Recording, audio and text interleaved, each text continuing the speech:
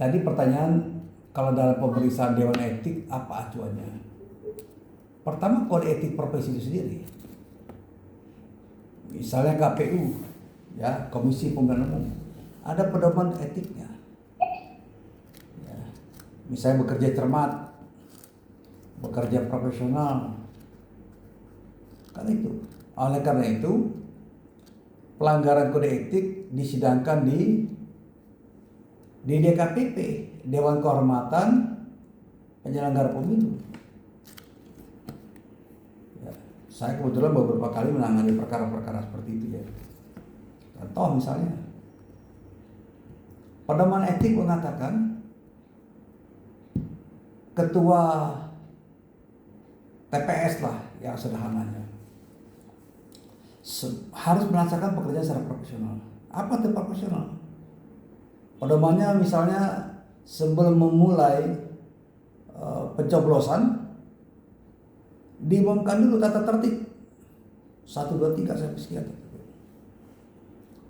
Setelah itu pedoman etik lainnya, dia harus membuka kotak suara itu.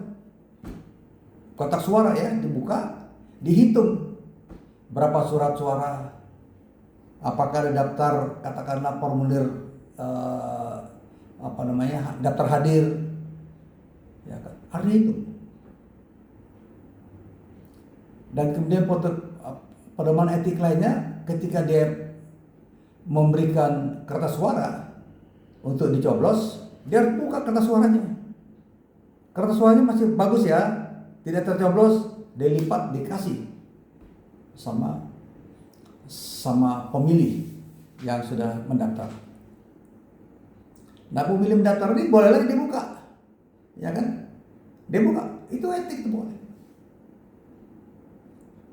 Yang menyalahi etik itu kalau ketua TPS atau KPPS itu dia nggak buka lagi kertas suara itu, langsung diperintahkan pemilih, udah cepat coblos. Nah, itu benar etik. Ya. Nah, pelanggaran etik lainnya dalam pemilu, ya kan, ketika sebelum menghitung suara, ya selesai pencoblosan, dia hitung kembali tuh berapa kertas suara yang ada. Ya, jangan-jangan ada yang lupa kasih kemudian dibawa pulang suara. Harus hitung berapa. Dan dia cocokkan kertas suara dengan orang yang memberikan suara. Berapa yang tidak hadir.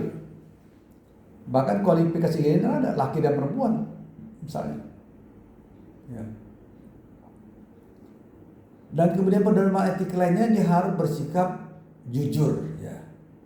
Jadi kalau misalnya kertas suara tercoblos nomor 1, dia bilang 1 sah misalnya. Nah, ditulis 1. Pelanggaran etiknya kalau itu disebut 1, di papan tulis 2 misalnya, ya kan, nomor 2 itu pelanggaran etik. Ya. Kemudian dijumlah, ditabulasi ya. Ketika ditabulasi antara suara sah, dicatat berapa suara sah. Misal jumlahnya katakanlah 27. Tiba-tiba kok ditulis 21 untuk nomor 1. Ya kan? Atau nomor 2 ditambah 7. Itu pelanggaran etik profesional. Ya. Jadi pedomannya seperti itu dan harus diverifikasi. Nah, di dalam pemeriksaan sidang etik harus dengar kedua belah pihak, yang mengadu maupun yang pihak teradu. Jadi penyelenggara pemilu pedoman etik kayak gitu, yang lebih konkret ya, profesional. Ya, oke, jadi diperiksa dan diputus 3 kesalahannya.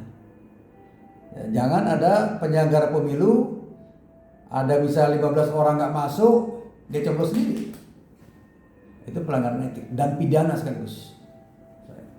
Ya, pidana. Dan harus accountable, ya harus bertanggung jawab terhadap etik. Pedoman etik itu begitu. Dan untuk penyelenggara pemilu luar biasa, ada DKPP. Ya.